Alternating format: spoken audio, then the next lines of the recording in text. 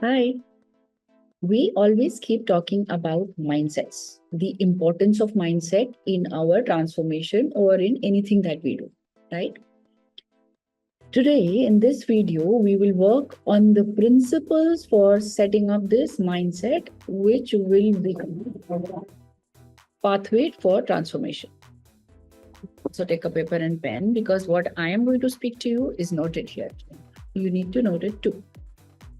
Now, we'll talk about 10 principles and one bonus master secret, which will be like a Brahmastra over all these 10 principles. First one, we begin with our values. Why values? Because values are those that define us. When I talk about my value system, you will be able to judge me or you will be able to understand what kind of a person I am. Values are those principles that I follow that influence my behavior towards anything. Maybe family is a value to me. Maybe speed is a value to me. Maybe freedom is a value to me. Maybe honesty, integrity. You define your value system. Whatever be your value system, you're going to stick to it. And that is what is going to evolve our remaining 9 principles. Once I clearly understand my value, number 2 is my goals. Based on my value system, what I like, what I give importance to, I will formulate my goals. Now, goals should be such which you could measure. Because anything that we can measure, we can easily improve. We can easily work upon it. Measuring tools very soon we are going to come up with in our next videos. Rather, we'll start a campaign with you which is based only on a measurement system so that all of us can track our progress and keep evolving more steps to improve. So values, based on values, we have our goals. Goals are to be measurable. So the third point is we are going to add a measure to the goal. For example, let's set a very small, simple goal of me improving by 1% every day. Kaizen formula. Supposedly, I want to improve on my health part. Last week, I started with a raw diet, only fruits and salads and soups. This week, what do I add to? This week, I'll add a tinge of breathing exercises. Next week, I will ensure I add some lighter exercises. So this way we plan to improve week on week. Now, principle number 4, setting priorities. Priorities could be, of course, as per your goals, as per your values. What is important to note here, many people say that do not have a to-do list. Would suggest have a to-do list, but with just 3 priorities for that particular day. So one is setting priorities for a day and one is setting priorities for the week, setting priorities for the month. That is how we will chunk it. Top 3 priorities for the day. I will not have more than one big task in my list, one medium task in my list, and one relatively small, not small, relatively smaller task. This is how my prioritization will happen for day, for the week, for the month. This priority, we'll come back to this point number 4 as we go ahead. Once I have my values, my goals, I have added measure to my goals. I have now my priorities.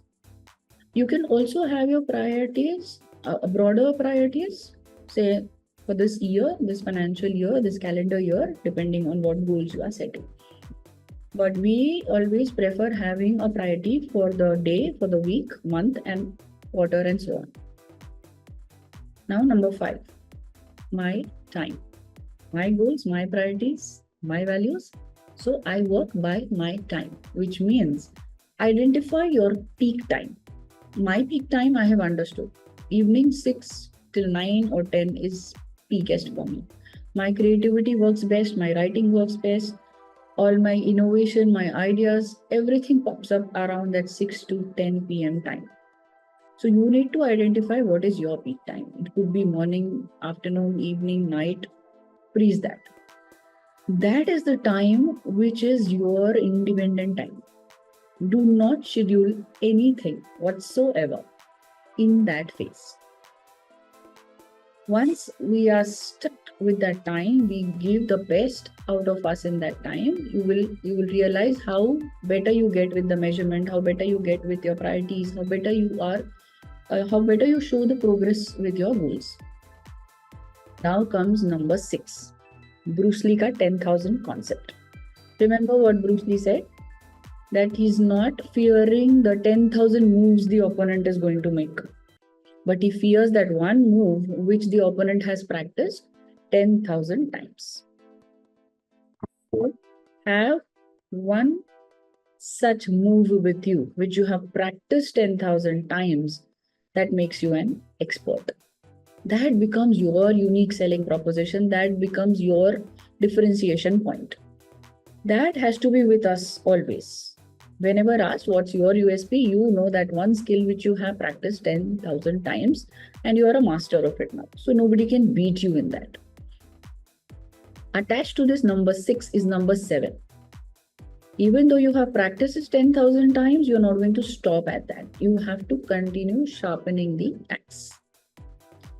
Sharpening the axe, we'll talk about 2 things. One, of course, continuous learning. Try and see what are the upgrades in your field. You are easily aware of it. I don't need to talk too much about it, but just a gentle reminder, keep working on learning new skills from your area of expertise. There will be a lot of developments always. If not developments, you can read about people who have been in your field and what have they been doing. It's good to learn from somebody's failures and somebody's success.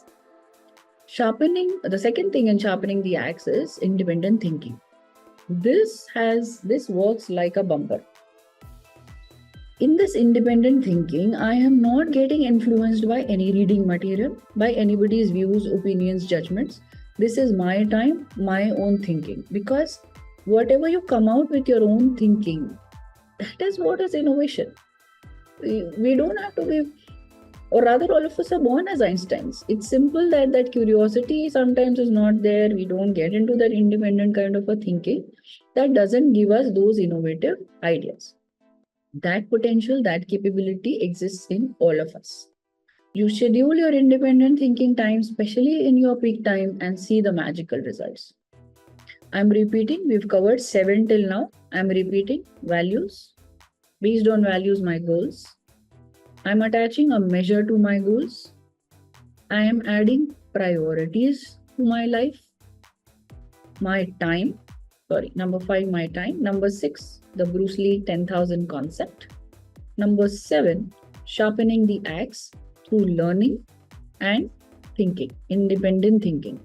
During this thinking, you are not going to even use any Google, any ChatGPTs, any books, no references. It is whatever you have downloaded so far. Try and work upon it. We sometimes get overwhelmed with so much of information overload. That spoils our independent thinking. Maybe with those 2-3 inputs, I can create something absolutely marvelous, which does not exist so far. Or if it exists, I could develop a different way of doing it. And all this will come through that independent thinking time. Go for it once and you will see the magic. Next, number 8 is read. I see a lot of after technology, you have Kindles, you have screen times. I would suggest take some physical book. 3 types of readings are a must. First type of reading is where I get inspired. Second type of reading is where I am learning more about my area of expertise, about my skills. And third type of reading is reading biographies. What people did. What people did, we need to know. Again, I'm repeating, either to avoid what not to do or to pick up a point from what they did. It's good to model them sometimes, because then you will not have to start from the scratch. If I am modeling Bill Gates some strategy, means I'm using his so many years of experience to grow further. I'm not like copying it. I am modeling it for my own journey. That's using his experience, which he's sharing. I'm not stealing anything. He's openly shared it. That matter Warren Buffett or that matter anybody. So 3 types of readings. What inspires, influences you, what your skills, and the biographies.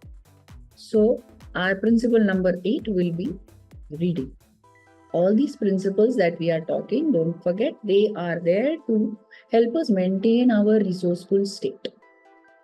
At no point in time, if we practice all this, this becomes a discipline with us. It will not let our mindset go low. It will not let my resourceful state to become an unresourceful state. I will, majority of the time, my graph will be like this. There are ups and downs, but with a growth, right? Now, number 9, routine tasks. When we make our to-do lists or when we schedule our tasks, we forget to include some routine tasks. Maybe it could be giving time to the family. It could be going to the market and purchasing some things which would be necessary during the flow of the month. Have them listed in your to-do lists. If you are going to take an extra break of half an hour, let your calendar talk of that break. That 4 to 4:30, it's going to be my break. Have it listed. Do not ignore a listing of these routine tasks in your to-do list, in your calendars. Calendar has to be point to point, minute to minute. 9 to 9:15, then have it 9 to 9:15. So 9:15, 9:16 onwards, I start. That's okay. Have it listed. So what will happen? Sometimes things come that disturb your calendar. If you'll have these smaller things listed, you will get lesser disturbed, or probably you will be able to cope up with it much better. Number 10, the most interesting, we have to keep celebrating our wins. If you have even listed out this 10 principle thing, celebrate it. Like I do. So this celebration is important. It keeps us charged. It tells the mind, do something, you will be gifted. Do something, you will be gifted. There is absolutely no harm in this kind of a deal with your brain. We have to maintain our mindset. Any deal is good for it. So these 10 principles, and now comes the Brahmastra, the master secret. If you don't have that secret, all these 10 will go ruined. Very soon you're going to leave them, forget them, your motivation will fade and discipline will go for a toss. But if you practice this master secret, you are going to stick to these 10 principles. So number 11 probably is more important than the above 10. And that master secret is having rituals. One morning ritual and one night ritual, that is a ritual before you sleep, and the morning ritual is immediately upon waking up when you've not even left your bed. Minimum 2 rituals, 1 in the morning, 1 in the night. You can have 5 in the morning, 5 in the night, 2 in the morning, 5 in the night, that's up to you. But minimum 1 ritual. For instance, the moment I wake up or I'm in the process of waking up, I'm in that alpha state. I have this ritual of gratitude, expressing gratitude. I start my day with gratitude. Night ritual, I have one ritual of introspection. I kind of revise what I did, why I did, what could I have made better, what were the mistakes. Okay, I'll improve them tomorrow onwards. I do a lot of forgiveness, a lot of gratitude again. I do journaling. I write, one win of the day, one thing I'm grateful for today. So I have my own rituals because I have practiced them and seen how my day gets better, how my mindset is improving, how I'm able to maintain a relatively positive mindset throughout the year and even throughout each day. There are ups and downs. There are moments where I feel low. There are moments I cry. Everything happens. But how quickly I come out of those and I'm back to my normalcy. I'll repeat these 10 principles for you. Values. Goals according to values. If we do not have our goals according to our value systems, we are definitely going to fail. Attaching measure to my goals. because whatever I can measure, I can improve. Number 4, setting priorities. Number 5, my peak time identification. Number 6, the Bruce Lee 10,000 concept. Number 7 is sharpening my axe through learning and through independent thinking. Number 8, reading. 3 types of reading: influence, skills, and biographies. Number 9, scheduling my routine tasks, including my breaks, in my daily calendar, in my daily to-do lists, minute-to-minute plan of my day. Number 10, celebrating wins. And to ensure that these 10 do not fall apart, my master secret of having minimum 2 rituals, one in the morning, one in the night, definitely yes. Formulate these 10 principles, attach them to the master secret, the rituals, and I want you to now, today onwards, start noting how are you getting better each day from your previous day. We are not going to compete with others. We are competing with ourselves. How am I going to be better than my yesterday? And remember, in this entire practice, we are not going to judge others, nor are we going to get influenced by their judgment. Judgment is what is killing our true potential these days. Very soon we'll come out on a video on judgment, the pre-judge and the post-judge and the self-judge and judging others. We have to get rid of this entire episode of judgment. That has to be kind of, deleted from our lives. Things have to be observed as they are, not judged. So very soon I'll come up with a video for you on the judgment. Till then, develop these principles of transformation through your mindset, helping to maintain a positive mindset, helping to maintain a resourceful state throughout. I'm very much looking to your views, to your feedback, to your system that you have evolved, so that we all practice together. Once you send me your principles, we can actually work out customized measurement sheets for you. And that will be a true fun working together and really seeing quantified how we transform. See you there very soon.